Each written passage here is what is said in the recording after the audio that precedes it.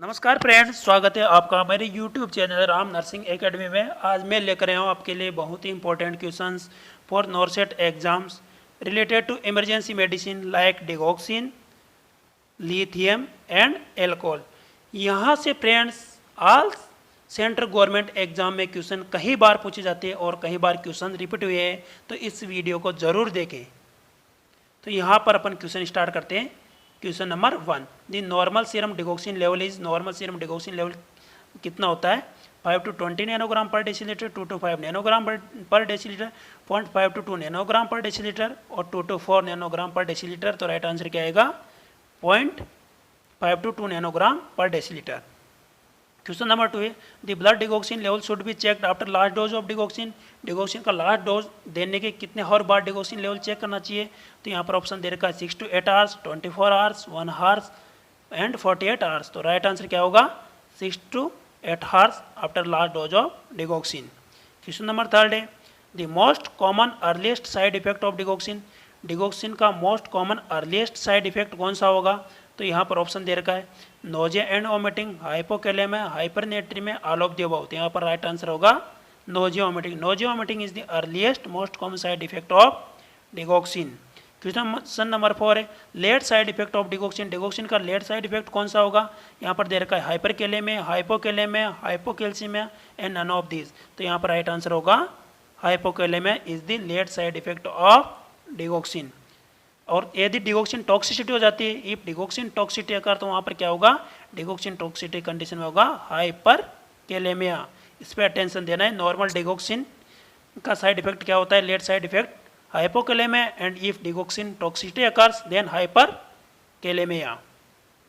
Question number 5, the most common antidote of digoxin. Digoxin का most common antidote क्या होता है?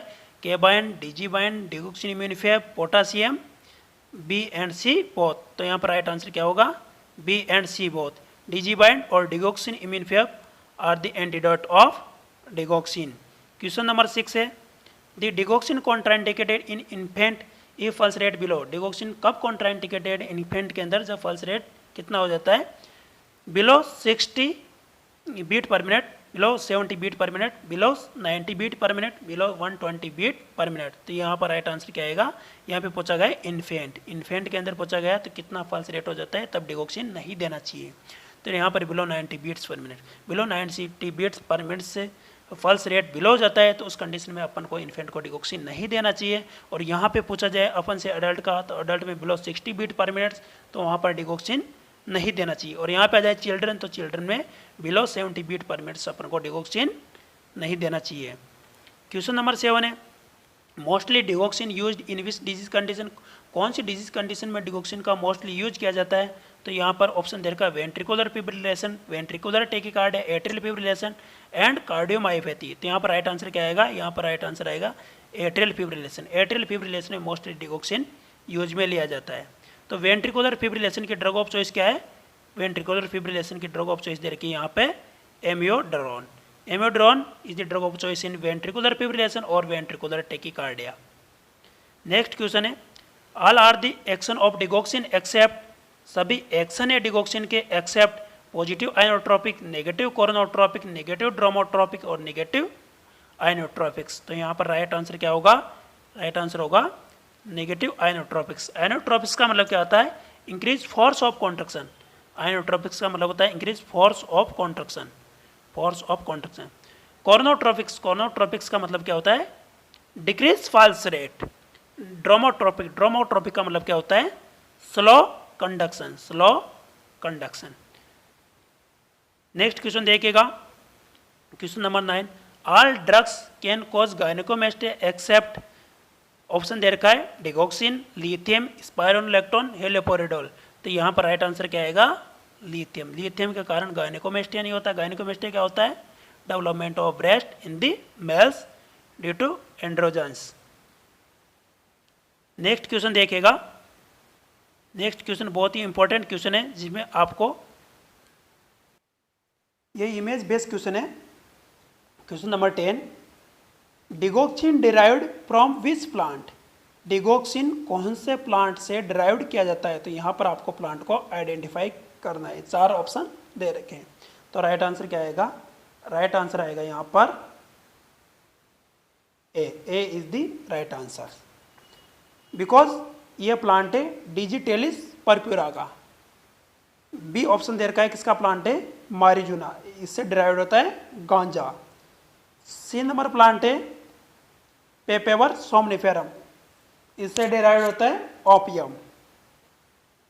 फोर्थ नंबर प्लांट है फंगस क्लेविसेप्स पर्पुरा, इससे प्राप्त होता है एर्गोट डेरिवेटिव्स यानी कि मिथार्जी।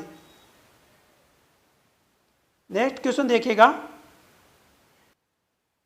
नेक्स्ट क्वेश्चन है question number 11। The normal serum lithium level is, normal serum lithium level कितना होता है, 0.6 to 1.2 milliequivalent per litre, 0.5 to 2 nanogram per decilitre, 2 to 5 milliequivalent per litre, 6 to 12 milliequivalent per litre.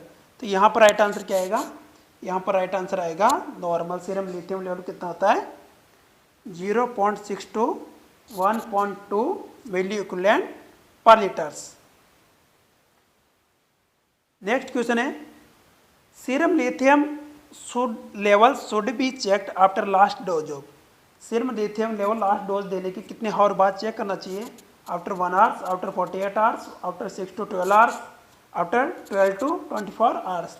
तो यहाँ पर right answer क्या होगा, right answer आएगा C, after 6 to 12 hours serum lithium level check करना चाहिए। Question number 13 है the lithium should be used in which disorder, lithium को कौन से डिसऑर्डर के अंदर यूज लिया जाता है। तो यहाँ पर दे रखा है ऑप्शन में thought disorder, perception disorder, mood disorder और एंजाइटी डिसऑर्डर। तो यहाँ पर राइट आंसर क्या होगा, यहाँ पर राइट आंसर होगा मूड डिसऑर्डर। मूड डिसऑर्डर में भी कौन सा, मूड डिसऑर्डर 2 टाइप्स होते हैं, मेनिया एंड डिप्रेशन। तो लिथियम ड्रग ऑफ चॉइस है क्रॉनिक मेनिया, मैनिक डिसऑर्डर में लिथियम को यूज में लिया जाता है। क्वेश्चन नंबर 14 है a patient visit to the hospital and tell to the nursing officer that I am taking tablet lithium past 10 days and I am know about action of the lithium which questions of the patient need to further instruction to the patient. ये most important question है, आपको ध्यान देना है। एक patient hospital में nursing officer के पास आता है, वह कहता है कि पास्ट 10 days से वह लिथियम टेबलेट ले रहा है और उसको पता है कि लिथियम के एक्शंस के बारे में वह सब कुछ जानता है। तो इसमें से आपको राइट आंसर क्या आएगा, तो यहाँ पे ऑप्शन दे रखे I am have urge to pass urine many times, I am taking anti diuretic agent, I am taking salty diet, I am taking the medicine as per order. तो यहाँ पर राइट आंसर क्या आएगा, right answer आएगा I am taking anti diuretics agent, because जब lithium देते हैं तो उस पेशेंट को एंटी डायरेटिक एजेंट नहीं देते, बिकॉज एंटी डायरेटिक देंगे तो पेशेंट का लिथियम यूरिन के थ्रू बाहर नहीं निकल पाएगा और लिथियम टॉक्सिसिटी हो जाएगी। ठीक है, तो क्वेश्चन को आपको पढ़ना है पूरा, फिर उसके बाद आंसर देना है। यहाँ पे पूछ रहा है patient need to further instruction to the patient, patient को और क्या इंस्ट्रक्शन देना है, वो सब जानता है लिथियम के बारे में, उसके अलावा वो क्या गलत बोल रहा है कि हमें उसको फर्दर इंस्ट्रक्शन देने की ज़रूरत है। तो यहाँ पर राइट आंसर आएगा I am taking anti diuretic agents with lithium. Next question है lithium toxicity occur to the patient, how much level of the serum lithium come under medical emergency, कितना लिथियम का लेवल इंक्रीज हो जाता है lithium toxicity के अंदर जो कि मेडिकल इमरजेंसी कंडीशन के अंदर आता है। तो more than 1 milliequivalent per litre, more than 2 milliequivalent per litre, more than 3 milliequivalent per litre, more than 10 milliequivalent per litre. तो यहाँ पर राइट आंसर होगा more than 3 milliequivalent per litres. More than 3 milliequivalent per litre से ज़्यादा serum lithium level हो जाता है तो lithium toxicity medical emergency condition के अंदर आता है। क्वेश्चन नंबर 16 है lithium is Contra indicated in pregnancy because lithium can cause, lithium pregnant lady को नहीं देते क्योंकि लिथियम के कारण क्या होता है, ऑप्शन दे रखा है cardiac anomalies, tracheo oesophageal fistula, CNS anomalies और मेटास्टेसिस। तो यहाँ पर राइट आंसर क्या आएगा, यहाँ पर राइट आंसर आएगा कार्डियक एनोमेलीज। कार्डियक एनोमेलीज के अंदर भी क्या होगा, यहाँ पर होगा ट्राइकस्पिड एट्रेसिया। क्या होगा फिटस के अंदर, ट्राइकस्पिड एट्रेसिया यानी कि एफस्टिन एनोमेलीज। बहुत ही इंपॉर्टेंट क्वेश्चन है। नेक्स्ट क्वेश्चन है, all are the side effect of lithium except, option है polyuria, oliguria, nausea, vomiting, tremors. तो यहाँ पर क्या साइड इफेक्ट लिथियम का नहीं है, तो क्या नहीं है, ओलिगूरिया। नेक्स्ट क्वेश्चन देखिएगा, question number 18, function of the gland mostly affect in lithium toxicity. Lithium toxicity के अंदर मोस्टली कौन सी ग्लैंड अफेक्ट होती है, तो यहाँ पर ऑप्शन दे रखा है thyroid, pituitary, thymus and pineal gland. तो राइट आंसर क्या आएगा, thyroid gland is mostly affect in lithium toxicity.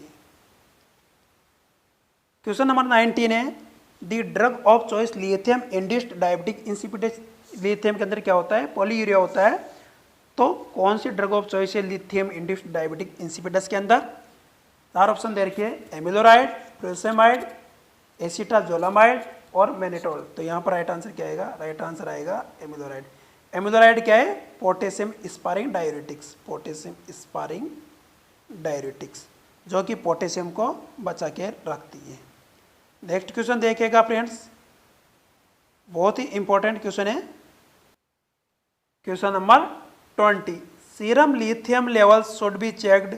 Serum lithium level कब चेक करना चाहिए, weekly, monthly, hourly and yearly. तो यहाँ पर राइट आंसर क्या होगा, यहाँ पर राइट आंसर होगा वीकली। वीकली चेक करते हैं serum lithium level. Next question देखिएगा, alcohol related, all are the features of delirium tremens. सभी फीचर्स है डिलीरियम ट्रेमेंस जो कि क्रॉनिक एल्कोहलिक पेशेंट के अंदर होता है। तो यहाँ पर ऑप्शन दे रखे, clouded consciousness, disoriented, agnosia, orientation to the time, place and person. तो यहाँ पर राइट आंसर क्या होगा, यहाँ पर राइट आंसर होगा orientation to the time, place और पर्सन। क्योंकि डिलीरियम ट्रेमेंस के अंदर पेशेंट के अंदर क्या होता है, डिसओरिएंटेशन। एग्नोसिया का मीन्स क्या है, inability to recognise the familiar object. यहाँ पर फेमिलियर ऑब्जेक्ट को नहीं पहचान पाता easily chronic alcoholic patients. Next question देखिएगा, question number 22, anti craving agent used the maintenance phase of treatment of alcoholism dependence. यहाँ पर ऐसे क्वेश्चन 2-3 क्वेश्चन दिए मैंने जो कि बहुत ही इंपॉर्टेंट है एग्जाम की दृष्टि से। तो यहाँ पर एंटी क्रेविंग एजेंट कौन सा होगा, ऑप्शन दे रखा है कैम्प्रोसेट, डाइसल्फिराम, लिब्रियम एंड मेथेनॉल।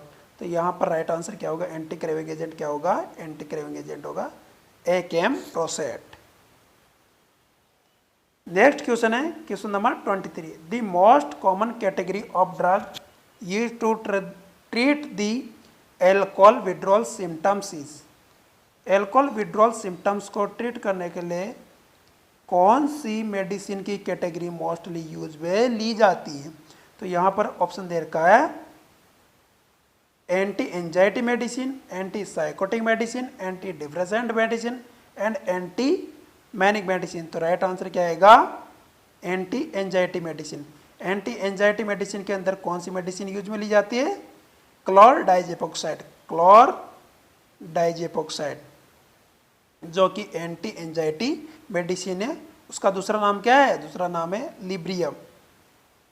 लिब्रियम आपको ध्यान में रखना है। नेक्स्ट क्वेश्चन देखिएगा, question number 24, which therapy effective for chronic alcoholic patient. Chronic alcoholic patient को कौन सी थेरेपी इफेक्टिव होती है।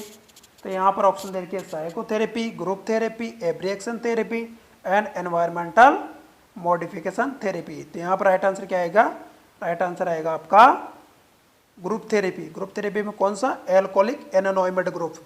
एल्कोहलिक एनोनोइमेड ग्रुप होता है जो कि एल्कोहलिक पेशेंट्स को एल्कोहल से दूर रहने के लिए बताता है।